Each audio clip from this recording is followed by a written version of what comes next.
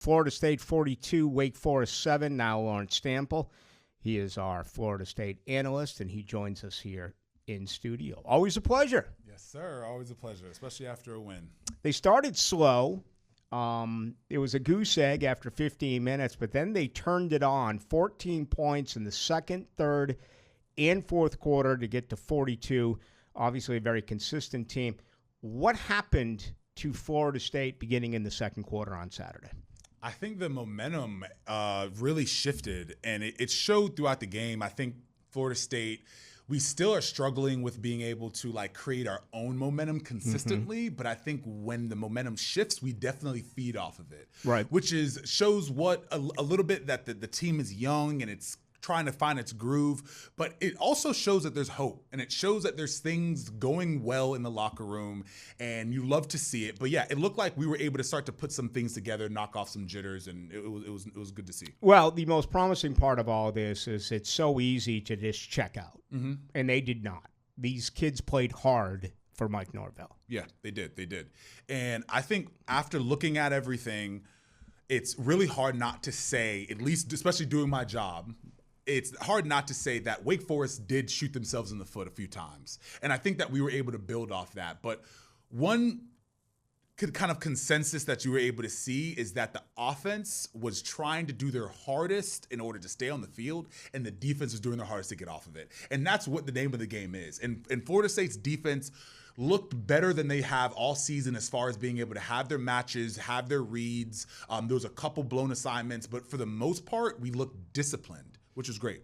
You know, Gus Malzahn, and it's his offense, but yeah, he's been a guy, no matter where he has been, that for the most part leans on one back and really rides that back. That is not Mike Norvell. We talked about it a year ago. You go by that opener at Dublin when they scored on that first possession against Georgia Tech. He used 5 different backs. Yeah. You know, so this is a confusing part of the scheme for me right now. They turn around and go to, Jacksonville Samuel Singleton, 14 carries, 91 yards, 6.5, and a touchdown. He's barely carried the ball all year, and he becomes the star on Saturday. Yeah, it was great to see him. Sam Singleton, what he does well is he reads well, and he's decisive. When he makes that, but he's fast enough to be decisive. Not everyone is. So he can see it and go, which was really awesome to watch. We've seen him in the past be able to make these explosive plays. He definitely has the most breakaway speed out of all the backs that we have. But I think a part of what Norvell's trying to do is trying to figure out who has the hot hand. And if I can try to get as many of those guys in the mix as possible, I will. It's not like the offensive line to where you can't mix and match. Running back is one of those that you can, and you can tell that he really wants to ride the hot hand. Florida State wins in the Atlantic Coast Conference. They get it done 42-7 against Wake Forest. So they're 4-4 on the year. They're a small underdog this weekend at Clemson, which is equally one of the biggest disappointments this year, not only in the ACC, but in college football. Quite a few people thought they were a college football playoff contender and could maybe go deep into the playoffs. So where's Florida State now?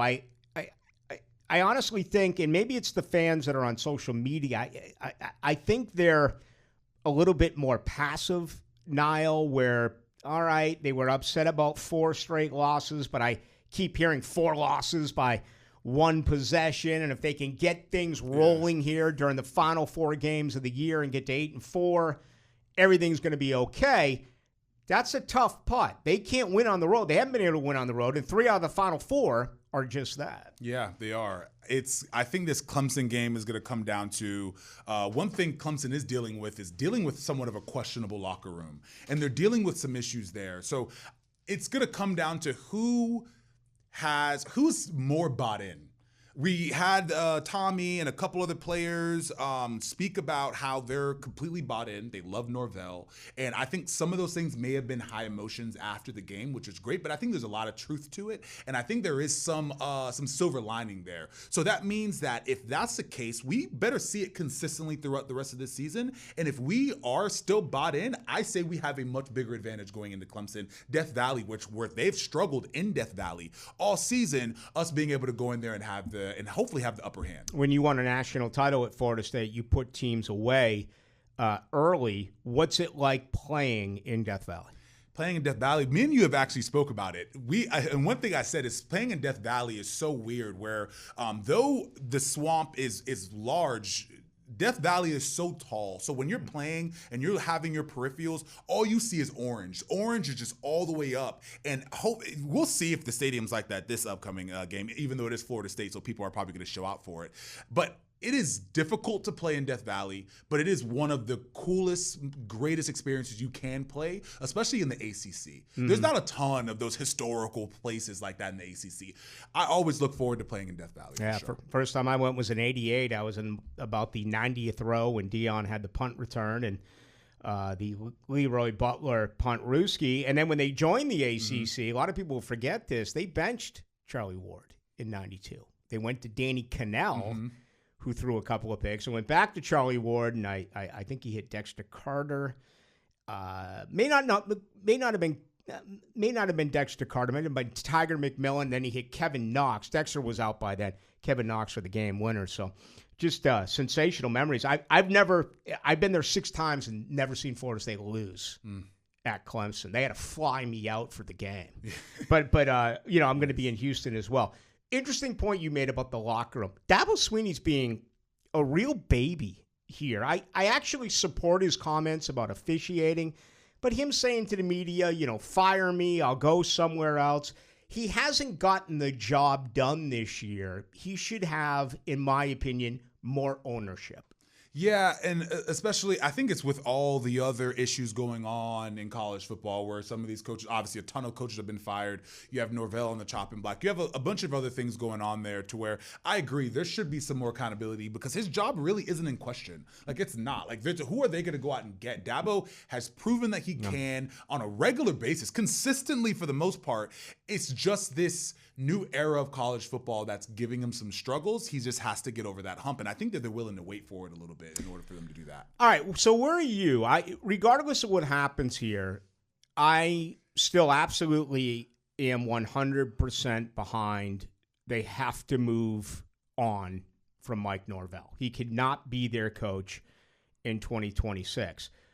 Where are you? And I understand there's still 4 games left, including 3 on the road that are difficult to play at. But where are you right now? Norvell has a significant amount of ground to gain in order for him to even be remotely capable of taking this organization to the next level. And with that being the case, I really am still not on that train.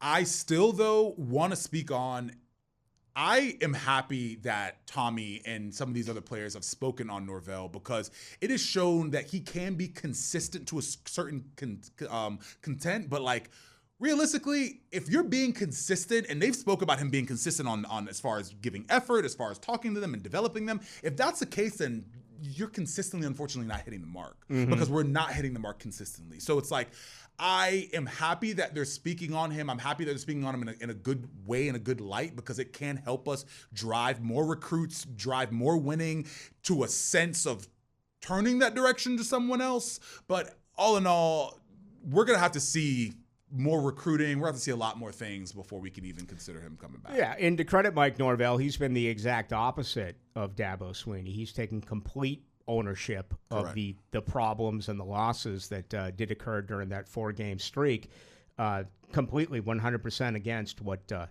Swinney has done. All right, remainder of the year, whether it's personnel, whether it's scheme, I don't know, what do you want to see that maybe you haven't seen so far this year with 4 games still out there for FSU?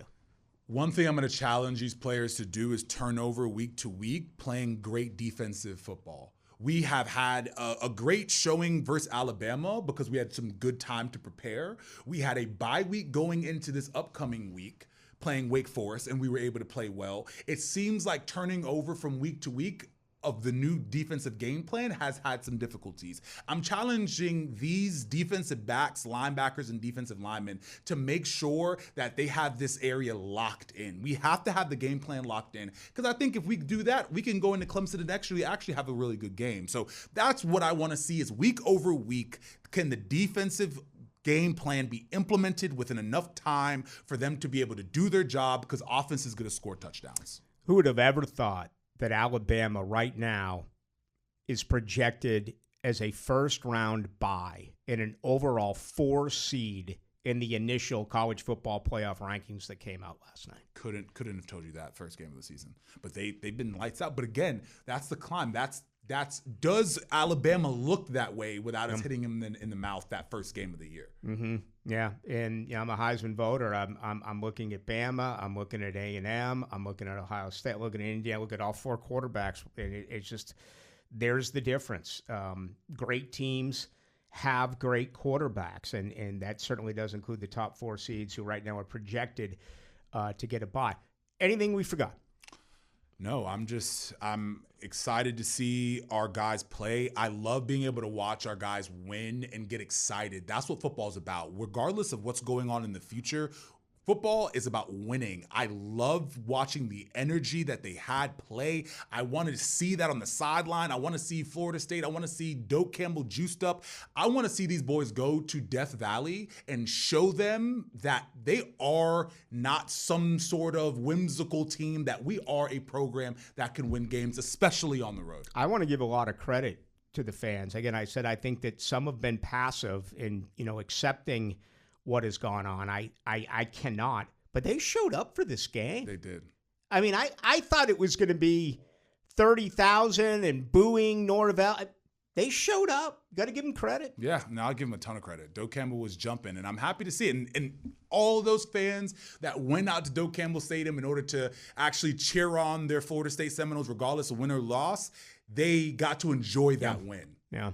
And absolutely, I enjoyed it in Las Vegas. Kind of, I kind of wanted to see Kevin Sperry and see the future, but this team desperately needed a win, and they were able to get it in a dominant fashion, 42-7. All right, Nile Lawrence Stample won a national title at Florida State, played for the Cleveland Browns on the defensive line. He is our Florida State analyst, and he is also a business owner right here in Duval with NLS Cleaning. What's going on there? Yeah, we're getting ready. Holiday time. A lot of our customers are reaching out to us just to get their pricing and getting their house all cleaned up for their company and guests and stuff like that coming into town. So that's been great. But you can reach out to us at 904-708-8802. We do pressure washing, gutter cleaning, window cleaning, whatever you need. You can reach out to us on our website as well at nlscleaning.net. Yeah, and I can absolutely attest to that. Did a wonderful job power washing at my home. Great to see you.